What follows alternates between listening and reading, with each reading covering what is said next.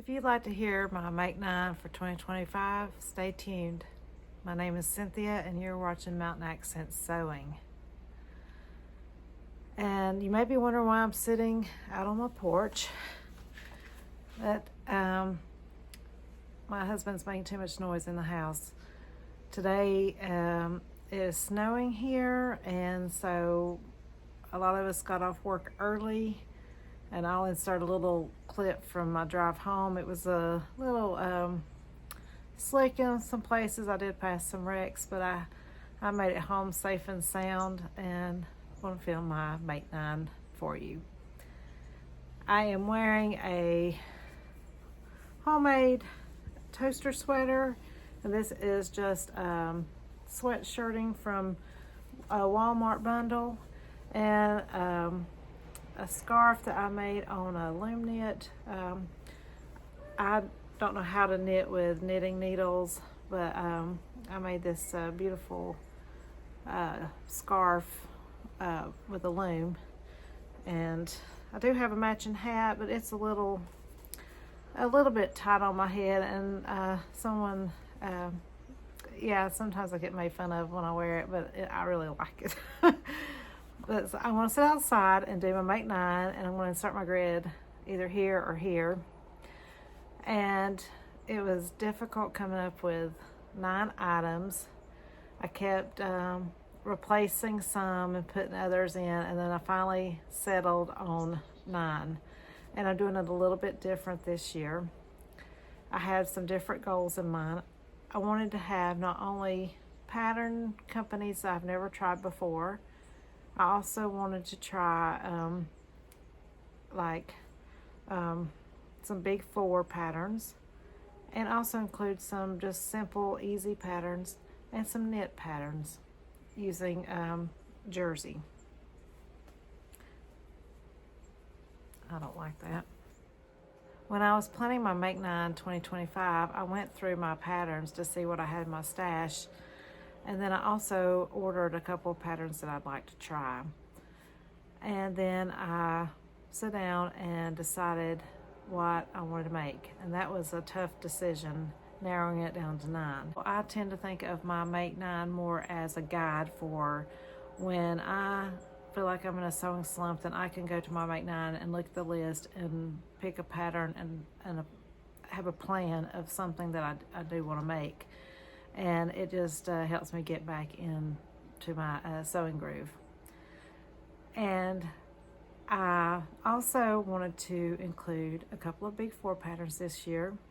Also want to include woven and knit garments, and also some companies that I have not tried before. And so here is my Make 9, and I'm going to include the grid either here or here, and then I'll insert pictures as I talk about it. So I'm going to start at the top, going left to right, and the first pattern that I want to try this year is a pattern company that is brand new to me. It is Appalachia Sews, and the dress is the Phoebe dress. Now this is kind of a bohemian style dress, and it is I feel like it's very me, and I'm looking forward to sewing this up. And Samantha, who is the pattern designer for Appalachia Sews, lives here in Western North Carolina, and so I'm very excited to try one of her patterns and support her. And the second pattern on my grid is the McCall's M8139. I want to make the Marcy McCall's shirt dress pattern for some time, and there are more than one option. There's a shorter dress, a longer dress. I think there's like 3 different options, and I think I would like to make the one that the model's wearing, but I may lengthen it a little closer to the knee in length. But I love shirt dresses, so I think this one will be a fun one to try, but I likely will need to do a full bust adjustment on this pattern. Pattern number 3 is the Emporia Patterns Kobi Dress. And this is a pattern company that I have never sewn before, And I have seen other patterns of hers that I thought were very pretty, and I looked at her website and decided I want to give this Kobi dress a try.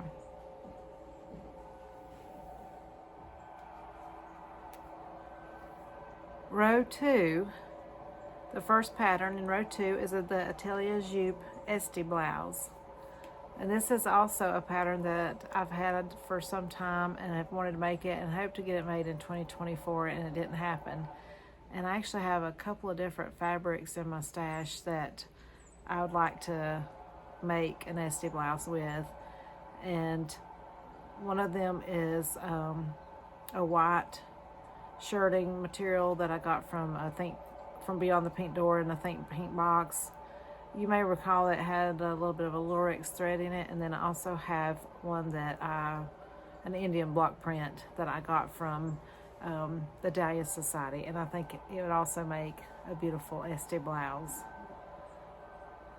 Okay, number 2 is the Fibre Mood Clover trousers, and I forgot to look which magazine that I got that from. I'll try to remember to write it on the bottom of the screen or put it in the description box below. But I've had this magazine for a while and have wanted to make the Clover trousers, and I had a little bit of tricky time getting logged in and getting my instructions downloaded, but I think I'm got that downloaded and ready to figure out what size that I need to make. And I may need to do a little bit of grading with this one, and so I'm looking forward to trying this pattern. I think it's more like a cargo style pant, and you can make it either more workwear style or dressier. So I'll try to remember to insert a picture of like the dressier version as well as the more casual version. And for the number 3 is Friday Pattern Company square neck top. Now this is a pattern that can be made in woven or knit, and I bought it last year. I've heard good things about it. I know it used to, I think, popular a few years ago, but I've never made it. And I do love Friday Pattern Company patterns, and I wanted to try this this top to see how I like it. And it should be a quick make. Row number 3. Now, row number 3 also includes, this is my row of knits. I have True Buys Jessie T, which you can get this pattern for free if you sign up to the newsletter. And so I had this for a little while, and there is a crop version and then one that's a little bit more of your normal t-shirt length top. And so I'm looking forward to making just a simple tee. The second one is another Big 4 pattern. It is the McCall's M6966, and it is a long knit skirt, and you can make it with tiers. They're angled, or there is an option to do just one fabric, and you can also do some color blocking with this skirt. I haven't decided if I want to do one of the ones that is like a color blocked or patterned, I guess you call it a pattern blocked version, or if I want to do a solid. But this time of year, I don't wear many skirts, but this time of year, I like wearing long knit skirts with boots and a sweater or something like that. So I'd like to get that made soon, but I don't have any fabric in my stash that would work for it. So I definitely need to buy some fabric. And the third pattern on my list is, I put it here for 2 different reasons. Not only is it a knit top and it should be a quick make, but you can make this one into a t-shirt or a sweatshirt. And it is the Ellie and Mac So Scrappy top. So you've got your option of using some of your scrap pieces of fabric to make this color blocked and pattern blocked top, and it can be long sleeved or short sleeved. And that will encourage me maybe to use up some of my smaller pieces of knit fabric. What do you think of my Make 9? Have you tried any of these patterns before? If so, let me know in the comments below. And are you doing Make 9? And or if not, what are you doing? Are you just setting goals, or just making monthly plans? I don't do very well in monthly plans because in a single month I can be thinking of one thing and then decide to do totally something different.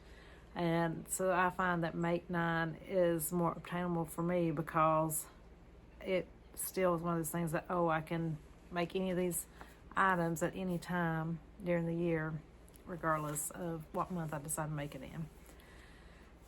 And I will hopefully check in with you later on in the year and let you know how I'm doing. And then, of course, post my recap or review at the end of 2025. Still hard to believe it's 2025.